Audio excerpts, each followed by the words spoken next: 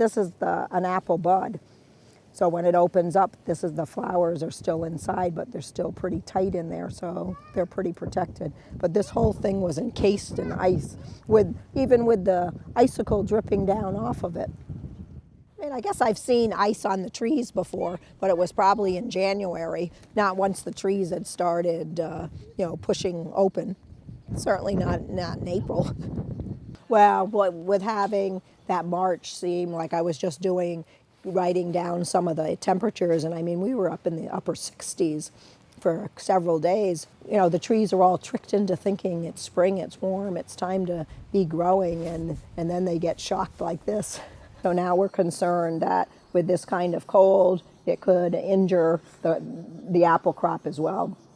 Though yesterday afternoon, when it was raining, it was just freezing everything right onto the tree. So everything, even this morning, even at this point at noontime, everything is still all ice.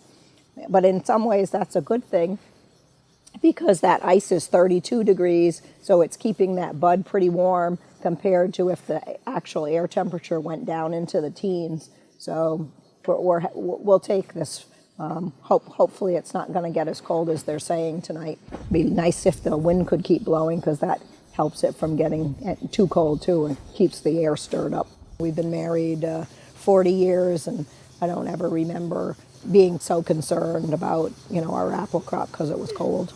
We'd have to wait several weeks, I'd say, until the blossoms came out. I think you'd tell if the flower did come out, you would be able to tell whether there was frost damage to the flower almost immediately.